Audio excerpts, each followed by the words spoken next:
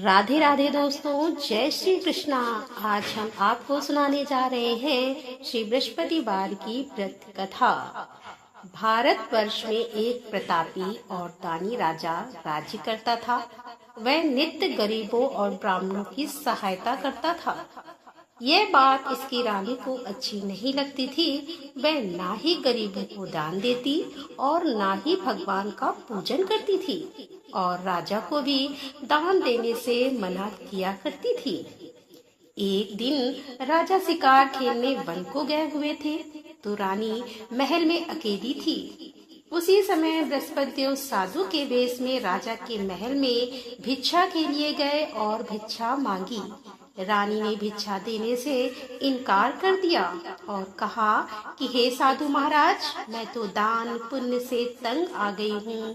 मेरा पति सारा धन लुटाते रहते हैं। मेरी इच्छा है कि हमारा धन नष्ट हो जाए, फिर ना रहेगा बांस और ना बजेगी बांसुरी। साधु ने कहा कि देवी, तुम तो बड़ी विचित्र हो। धन संतान तो सभी चाहते हैं, पुत्र और लक्ष्मी तो पापी के घर में भी होने चाहिए। यदि तुम्हारे पास अधिक धन है तो भूखों को भोजन दो, प्यासों के लिए प्याऊ बनवाओ और मुसाफिरों के लिए धर्मशालाएं खुलवाओ। जो निर्धन अपनी कुंवारी कन्याओं का विवाह नहीं कर सकते, उनका विवाह करा दो। ऐसे और कई काम हैं जिनके करने से तुम्हारा यश लोक परलोक में फैलेगा। परंतु रानी पर उपदेश का कोई प्रभाव न पड़ा। वह बोली कि महाराज, आप मुझे कुछ न समझाएं। मैं ऐसा धन नहीं चाहती जो हर जगह बांटती फिरूं। साधु ने उत्तर दिया, यदि तुम्हारी ऐसी इच्छा है तो तथास्तु। तुम ऐसा करना कि बृहस्पतिवार को घर लीपकर पीली मिट्टी से अपना सर धोकर स्नान करना, भट्टी चढ़ाकर कपड़े धोना। ऐसा करने से आपका सारा धन नष्ट हो जाएगा। इतना कहकर वह साधु महाराज वहाँ से आलोप हो गए, यानी कि अंतर ध्यान हो गए। साधु के अनुसार कई बातों को पूरा करते हुए रानी को केवल 3 बृहस्पतिवार ही बीते थे कि उसकी समस्त धन संपत्ति नष्ट हो गई। भोजन के लिए राजा का परिवार तरसने लगा। एक दिन राजा ने रानी से बोला कि हे रानी, तुम यहीं रहो, मैं दूसरे देश को जाता हूँ, क्योंकि यहाँ पर सभी लोग मुझे जानते हैं, इसलिए मैं कोई छोटा कार्य नहीं कर सकता। ऐसा कहकर राजा परदेश चला गया। वहाँ पर वह जंगल से लकड़ी काट कर लाता और शहर में बेचता। इस तरह वह अपना जीवन व्यतीत करने लगा। इधर राजा के परदेश जाते ही रानी और दासी दुखी रहने लगे। एक बार जब रानी और दासी को 7 दिन तक बिना भोजन के रहना पड़ा, तो रानी ने अपनी दासी से कहा कि हे दासी, पास ही के नगर में मेरी बहन रहती है, वह बड़ी धनवान है। तू उसके पास जा और कुछ ले आ, ताकि थोड़ी बहुत गुजर बसर हो जाए। दासी रानी की बहन के पास गई। उस दिन गुरुवार का दिन था और रानी की बहन उस समय बृहस्पतिवार व्रत की कथा सुन रही थी। दासी ने रानी की बहन को अपनी रानी का संदेश दिया, लेकिन रानी की बड़ी बहन ने कोई उत्तर नहीं दिया। जब दासी को रानी की बहन से कोई उत्तर नहीं मिला तो वह बहुत दुखी हुई और उसे क्रोध भी आया। दासी ने वापस आकर रानी को सारी बात बता दी। ये बात सुनकर रानी ने अपने भाग्य को कोसा। उधर रानी की बहन ने सोचा कि मेरी बहन की दासी आई थी, परंतु मैं उससे नहीं बोली, इससे वह बहुत ही दुखी हुई होगी। कथा सुनकर और पूजन समाप्त करके वह अपनी बहन के घर आई और कहने लगी कि हे बहन, मैं बृहस्पतिवार का व्रत कर रही थी। तुम्हारी दासी मेरे घर आई थी, परंतु जब तक कथा होती है तब तक ना उठते हैं और ना ही बोलते हैं, इसीलिए मैं नहीं बोली। कहो दासी क्यों गई थी? रानी बोली, बहन, तुमसे क्या छिपाऊं, हमारे घर में खाने तक को अनाज नहीं था। ऐसा कहते कहते रानी की आंखें भर आईं। उसने दासी समेत पिछले 7 दिनों से भूखे रहने तक की बात अपनी बहन को विस्तार पूर्वक सुना दी। रानी की बहन बोली, देखो बहन, भगवान बृहस्पति देव सबकी मनोकामनाओं को पूर्ण करते हैं। देखो, शायद तुम्हारे घर में अनाज रखा हो।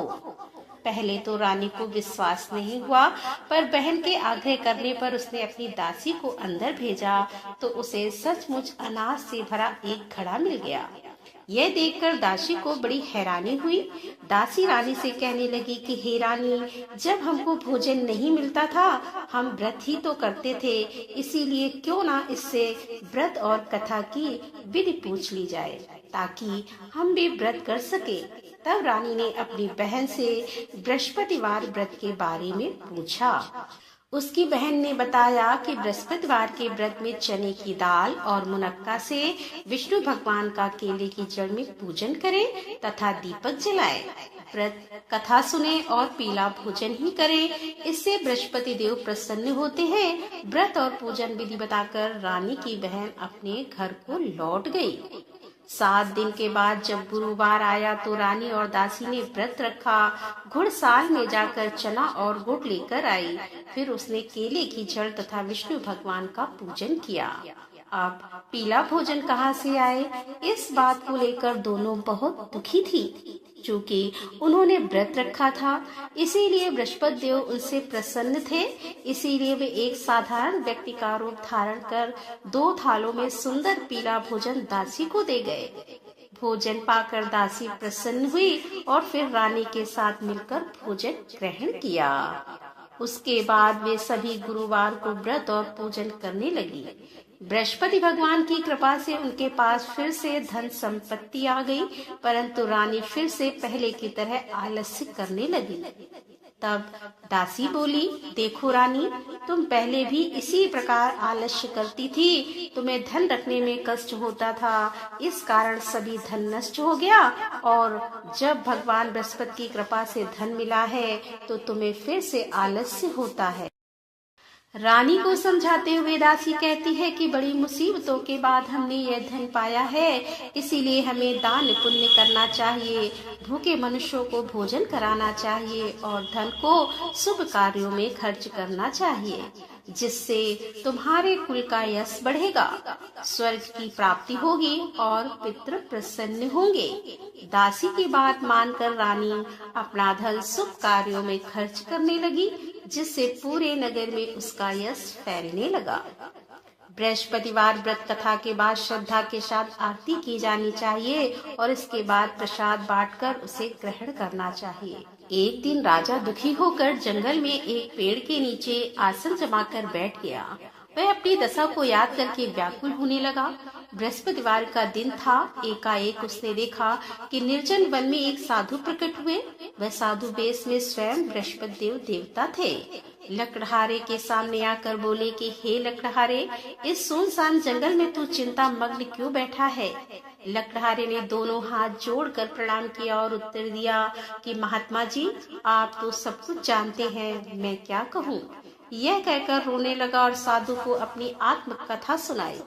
महात्मा जी ने कहा कि तुम्हारी स्त्री ने बृहस्पति के दिन बृहस्पति भगवान का निरादर किया है, जिसके कारण रुष्ट होकर उन्होंने तुम्हारी यह दशा कर दी है। अब तुम चिंता को दूर करके मेरे कहने पर चलो तो तुम्हारे सब कष्ट दूर हो जाएंगे और भगवान पहले से भी अधिक संपत्ति देंगे। तुम बृहस्पति देव के दिन कथा किया करो। 2 पैसे के चने मुनक्का लाकर उसका प्रसाद बनाओ और शुद्ध जल से लोटे में शक्कर मिलाकर अमृत तैयार करो। कथा के पश्चात अपने सारे परिवार और सुनने वाले प्रेमियों में अमृत व प्रसाद बांटकर आप भी ग्रहण करो। ऐसा करने से भगवान तुम्हारी सभी मनोकामनाएं पूरी करेंगे। साधु के ऐसे वचन सुनकर लकड़हारा बोला कि हे प्रभु, मुझे लकड़ी बेचकर इतना पैसा नहीं मिलता जिससे भोजन के उपरांत कुछ बचा सकूं। मैंने रात्र में अपनी स्त्री को व्याकुल देखा है। मेरे पास कुछ भी नहीं जिससे मैं उसकी खबर मंगा सकूं। तब साधु ने कहा कि हे लकड़हारे, तुम किसी बात की चिंता मत करो। बृहस्पति के दिन तुम रोजाना की तरह लकड़ियां लेकर शहर को जाओ और तुमको रोज से दुगना धन प्राप्त होगा, जिससे तुम भली भांति भोजन कर लोगे तथा बृहस्पति देव की पूजा का सामान भी आ जाएगा। इतना कहकर साधु अंतर्ध्यान हो गए। धीरे धीरे समय व्यतीत होने पर फिर वही बृहस्पतिवार का दिन आया। लकड़हारा जंगल से लकड़ी काटकर किसी शहर में बेचने गया। उसे उस दिन और दिन से अधिक पैसा मिला। राजा ने चना गुड़ आदि लाकर गुरुवार का व्रत किया। उस दिन से उसके सभी कलेश दूर हुए। परंतु जब दोबारा गुरुवार का दिन आया तो बृहस्पतिवार का व्रत करना भूल गया। इस कारण बृहस्पति भगवान नाराज हो गए। उस दिन उस नगर के राजा ने विशाल यज्ञ का आयोजन किया था शहर में यह घोषणा करा दी थी कि कोई भी मनुष्य अपने घर में भोजन ना बनावे, ना आग जलाए। समस्त जनता मेरे यहाँ भोजन करने आए। इस आज्ञा को जो ना मानेगा उसे फांसी की सजा दी जाएगी। इस तरह की घोषणा संपूर्ण नगर में करवा दी गई। राजा की आज्ञा के अनुसार शहर के सभी लोग भोजन करने गए, लेकिन लकड़हारा कुछ देर से पहुंचा। इसीलिए राजा उसको अपने साथ घर ले गए और ले जाकर भोजन करा रहे थे। तो रानी की दृष्टि उस खूंटी पर पड़ी जिस पर उसका हार लटका हुआ था। वह वहां पर दिखाई नहीं दिया। रानी ने निश्चय किया कि मेरा हार इस मनुष्य ने चुरा लिया है।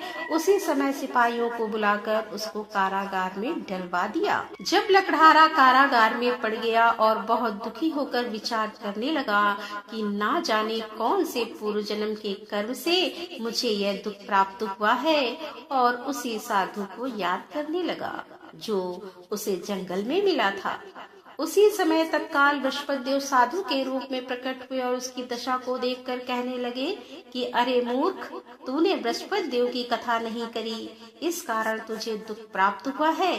अब चिंता मत कर, बृहस्पतिवार के दिन कारागार के दरवाजे पर 4 पैसे पड़े मिलेंगे। उनसे तू बृहस्पति देव की पूजा करना, तेरे सभी कष्ट दूर हो जाएंगे।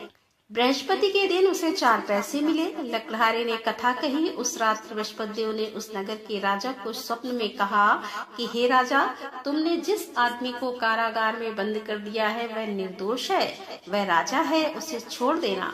रानी का हार उसी खूंटी पर लटका है। अगर तू ऐसा नहीं करेगा तो मैं तेरे राज्य को नष्ट कर दूंगा। इस तरह रात्रि के स्वप्न को देखकर राजा प्रातः काल उठा और खूंटी पर हार देकर लकड़हारे को बुलाकर क्षमा मांगी तथा लकड़हारे को योग्य सुंदर वस्त्र आभूषण देकर विदा कर दिया। बृहस्पति देव की आज्ञा के अनुसार लकड़हारे अपने नगर को चल दिया। राजा जब अपने नगर के निकट पहुंचा तो उसे बड़ा ही आश्चर्य हुआ। नगर में पहले से अधिक बाग, तालाब, कुएं तथा बहुत सी धर्मशालाएं, मंदिर आदि बन गए थे। राजा ने पूछा कि ये किसके बाग और धर्मशालाएं हैं। तब नगर के सब लोग कहने लगे यह सब रानी और बांदी के हैं। तो राजा को आश्चर्य हुआ और गुस्सा भी आया। जब रानी ने यह खबर सुनी कि राजा आ रहे हैं तो उन्होंने दासी से कहा कि हे दासी, देख राजा हमको कितनी बुरी हालत में छोड़ गए थे। हमारी ऐसी हालत देखकर वह लौट ना जाएं। इसीलिए तू दरवाजे पर खड़ी हो जा। और आज्ञा के अनुसार दासी दरवाजे पर खड़ी हो गई। राजा आए तो उन्हें अपने साथ लिवा लाई। तब राजा ने क्रोध करके अपनी रानी से पूछा कि यह धन तुम्हें कैसे प्राप्त हुआ है। तब उन्होंने कहा कि हमें यह सब धन बृहस्पति देव के इस व्रत के प्रभाव से प्राप्त हुआ है।